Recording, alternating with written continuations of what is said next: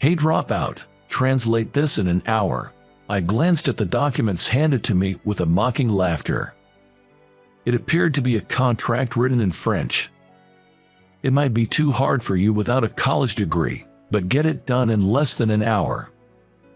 Behind those mocking words, I could sense the intent of ridicule, thinking I'd probably fail, and wondering how they could make fun of me if I did. The surrounding coworkers watched the exchange with a mix of sympathy and disbelief. Reading such a document would take less than 3 seconds. As I quickly scanned the content, I was taken aback, because it detailed an unbelievable deal. I've skimmed through it, and this contract is just absurd. What? No way you read that so quickly. Facing his raised angry voice, I calmly pointed out the errors in the documents. My name is Sam.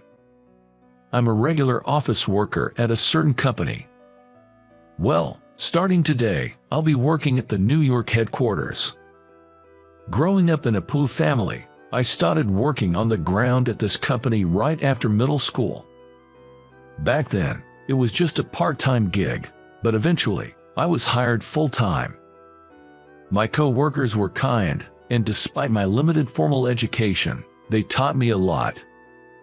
From the job itself to math and even languages, I learned a lot on the job. I always believed that what I learned would one day benefit the company and contribute to its growth. With that mindset, the company helped shape me into a respectable professional, recognizing my skills and eventually trusting me with an assignment to an overseas branch. Although my first venture abroad presented numerous challenges, it was rewarding, and I was able to build good relationships with the locals. To be honest, I have been offered higher positions multiple times but always declined because I prioritized hands-on work at the branch. It was a decision many people regretted, but they respected my choice and let me proceed how I saw fit. Thanks to that, our overseas branch got on the right track, generating stable revenue. And so, I've proudly returned to the New York headquarters. Though my departure was bittersweet for many at the branch, I know they've grown enough to run it on their own. Many came to the airport to bid me farewell, bearing loads of gifts and bouquets. I waved back at them. I am heading back to the States and going to serve as a regular worker at the New York headquarters for a while to get accustomed to working there. I've missed my home country and regard my co-workers like family, so I was eagerly anticipating my return. I gazed out of the airplane window, lost in thought. After a long time away, I was excited about returning to the States and to the impressive new building of headquarters. Starting today, this is my workplace. As I looked around the spacious office, Harry gave a brief introduction about me. The co-workers, many of whom I didn't recognize, greeted me with applause. The only familiar face seems to be Harry. For now, I'll be assigned to the sales department where Harry works, to get a grasp of the atmosphere and work routine of the New York headquarters. There's talk about me taking up a significant position later on, but revealing that now might intimidate some co-workers. So, for now, they introduced me as just another co-worker returning from the branch. Starting from today, I look forward to working here. With that greeting, I bowed my head, and the co-workers greeted me with warm applause. I thought this was a great workplace. I never imagined that among the young, motivated co-workers, there would be someone with malicious intent.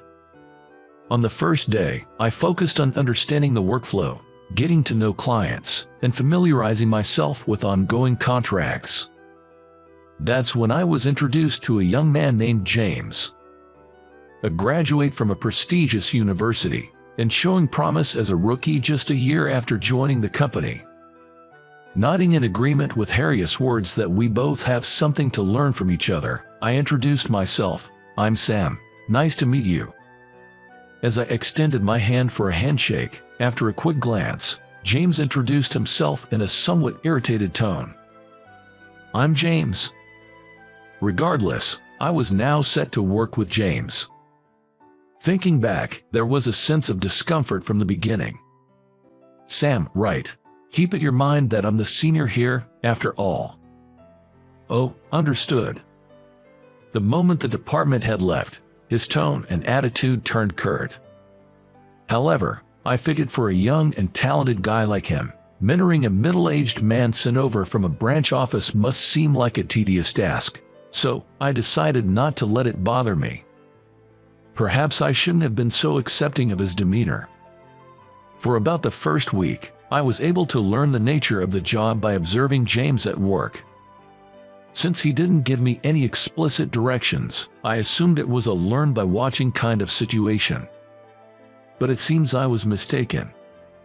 You're just sitting next to me, collecting a paycheck. Aren't you a little old to be doing that?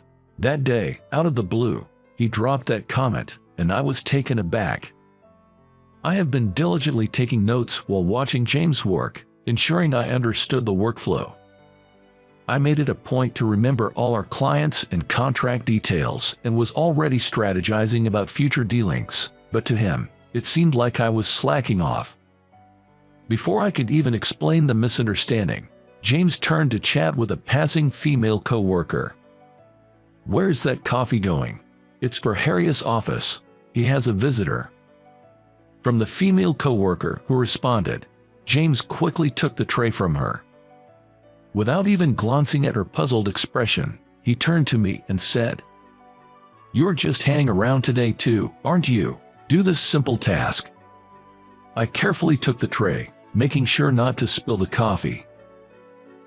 But it's okay. Let's get the guy who's been doing nothing all week to do some work." "All right, please take it to the reception room then." The female coworker, looking troubled, gave a slight bow and James said, "No need for that. Now, get moving," pushing me along with those words. Though I was confused, it was still a task I had been assigned. If I didn't hurry, I'd end up making the guests wait. Understood. Saying that, I carried the coffee to the reception room. From then on, his arrogant attitude only got worse. He blatantly looked down on me, hurling insults my way. I wondered what I had done to upset him. I couldn't recall doing anything to deserve such disdain, leaving me puzzled. Nevertheless, I'm currently in a position to learn under him at work. I had no choice but to endure it. "Hey, old man, copy this for me. We need it for the meeting, so make sure you get enough copies for all the members." A stack of papers was thrown carelessly at me. As I bent down to pick up the papers I had dropped, I could hear James's mocking voice. Typical old man, so useless. With just those words, he returned to his desk without another glance in my direction. A sympathetic coworker tried to help me, but after getting a sharp look from James, he just said, "Sorry," with a regretful look on his face. "Don't worry about it, it's my job," I replied to the kind coworker while gathering the documents. Afterwards, I made copies for everyone, secured them with paper clips, and made my way to the conference room. "You're late." The moment I entered, I was met with a shout. I thought there was still time before the meeting began. Confused, I distributed the documents to the coworkers. The meeting time was moved up. A female coworker whispered to me. It seemed I hadn't been informed of the change in schedule. Feeling like a small act of malice had pierced my heart, I took my seat. "Why are you sitting? You're not part of this meeting, old man," James's sharp voice echoed throughout the conference room. "I'd like to understand about the new product," I responded, feeling the situation was completely unfair. At that, James visibly scowled.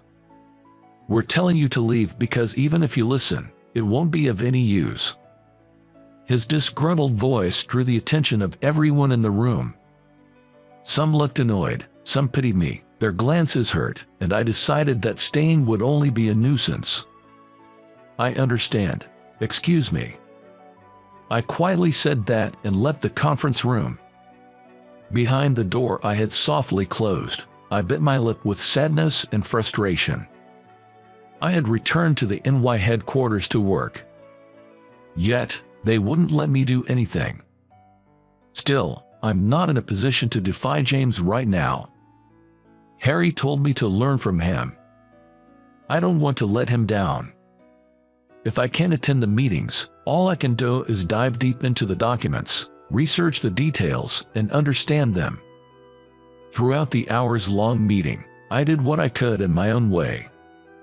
The new product discussed in the meeting was set to be pitched to a major international company. James is at the center of this project. He's running around various places as if he's forgotten about my existence. Right now, I'm left behind in the office, sorting and processing the expense documents he told me to handle. Occasionally, there are receipts mixed in that shouldn't be processed as expenses, so I discreetly set them aside for later clarification. I plan to ask about the details later. However, for such a big project, I think James is making too many unilateral decisions. Each time he returns, he gives instructions to the coworkers, but he seems to be the only one who knows the detailed status of things. This way, things that need to be done or networking when he's not around can be done. I believe the product is being manufactured in a factory, but has he checked on its operation status? Looking around, many coworkers seem unsure about what to do next, their hands idle. What should I do? While I'm pondering this, James returns. His face is flushed, filled with elation. Walking back with great pride, he approaches me with a smug look on his face. "Hey, old dropout, translate this in an hour." I glanced at the documents handed to me with a mocking laughter. It appeared to be a contract written in French. "It might be too hard for you without a college degree, but get it done in less than an hour." I called out to James as he was about to walk away. "Hold on. This is a contract for a new product, right?" "Yeah, so what?" I responded to his scoffing remark. "I've skimmed through it, and this contract is just absurd." "What? No way you read that so quickly." Facing his raised angry voice, I calmly pointed out the errors in the documents. First, the amount listed here is off. The contract itself is simple enough that anyone could read it in a few seconds. I began by reading out the contract quickly. Not just James, but the other co-workers also looked at me in surprise. The wording seems fine, but this is in Euro notation. What are you talking about? That can't be right." James snatched the contract from me and took another hard look at it. He was visibly shaken by the amount listed. The fact that the amount was sneakily written in small, messy handwriting suggests that the other company is definitely shady. Still, if one were to carefully check, it would be obvious. To begin with, it's clear they're taking us lightly if they think they can pull something like this. Thankfully, the contract hasn't been finalized yet. There's still a chance to fix things. Can someone please call Harry as soon as possible? Whoa, old man, don't go making decisions on your own. I glance at the shouting James and quickly think about my next move. "James, the contract mentions that we need to provide samples before the deal, right?" "Yay, that's right. It's a big deal. That's standard procedure. Have you informed the factory about this?" At my words, James hesitated. Most likely, the factory wasn't informed about the sample provision. "Come on, even without saying, we surely have some samples ready, don't we? We can't be sure of how many surplus units we have without checking with the factory." I immediately make a call to the factory. The workers there, surprised by the urgent call from the NY headquarters, promptly connect me to the factory manager, who fortunately was nearby. I quickly brief him on the current situation and check how many samples we can provide. Unfortunately, it wasn't enough to meet the numbers our client had specified. "I know it's a stretch, but can we ramp up production to meet the deadline? For you, Sam, we'll make it work. Don't sweat it." The factory manager was willing to cooperate. I felt sorry, but it seemed like we would have to ask the workers for some overtime. Thank you, I really appreciate it. I sent my deepest gratitude to them. Sam, what on earth happened? Harry arrived, and James, pale-faced, pleaded with the director. Director, this guy, he messed with my contract. Everyone present knew that James was the one who initially brought the contract. He probably wasn't aware of the nonsense he was spouting. However, it was clear he was trying to pin his mistake on me. This realization made me profoundly sad. Harry, there were discrepancies in the contract. Here's the translated version. Upon reading the document I handed over, his face changed. If we went through with this deal, our company would suffer immense losses. We haven't finalized the deal yet. I'll contact the client. What do you think you're doing? It's my contract. I'll make the call. James, keep quiet for a moment. Harry sternly interrupted James. Sam, can I trust you with this? Of course, you can. Harry's words, filled with trust, made me nod in agreement. I immediately contacted the client. As I began conversing fluently in French, everyone in the office stared at me in surprise. However, I couldn't be concerned with that now. Time was of the essence. I've secured an appointment. I'll head over to their office right away. I'll accompany you. We quickly tidied ourselves up and began preparations to head to the client's office. If that's the case, I'll go too. James tried to persist, but Harry gave him a cold stare. Do you even comprehend the gravity of what you've done? James was at a loss for words, and I said nothing. Now was not the time for that. Leaving a visibly exhausted James behind, we left the office. As a result, we successfully negotiated with the client and managed to make a deal that satisfied both parties. At first, they seemed to look down on us, but when I began speaking in their language, they quickly changed their attitude and engaged in a balanced conversation. It seems they never intended to act so unscrupulously from the beginning. They realized there was an oversight in the contract and mentioned how relieved they were that a competent representative came to rectify it. Apparently, James's French was hard to understand and, to make matters worse, rather self-absorbed. While we do conduct our transactions in English, it's not their native language. That's precisely why one must be cautious with pronunciation and word choice. James's way of speaking lacked sincerity. This, combined with other issues, frustrated them, and they thought of slightly intimidating us. They didn't expect us to take such a contract seriously and actually consider it. At the same time, they had intended to sever ties with any company willing to finalize such an agreement carelessly. Our newbie, James, was rude, but you guys were also out of line. Upon hearing this, the executives from the client side gave a wry smile and apologized for testing us. Moving forward, I believe we can engage in mutually beneficial transactions. After that, we shook hands, had a friendly chat, and then returned to the New York headquarters. I returned to the New York headquarters and entered the office, which was still buzzing with unease. Soon, flustered co-workers rushed over to me. The contract has been amended to the appropriate amount and will provide the sample products as promised, I informed them. Upon sharing that the director and I had renegotiated the deal, ensuring a positive business relationship in the future, the co-workers collectively sighed in relief and celebrated the good news. Amidst the jubilation, a young man stood alone, glaring at me. It was James. What the hell, man? You stole my thunder. Cold stares surrounded the yelling James. James, do you realize how much trouble you've caused everyone this time? As I questioned him calmly, it seemed to strike a nerve, and he started ranting like a tantruming child.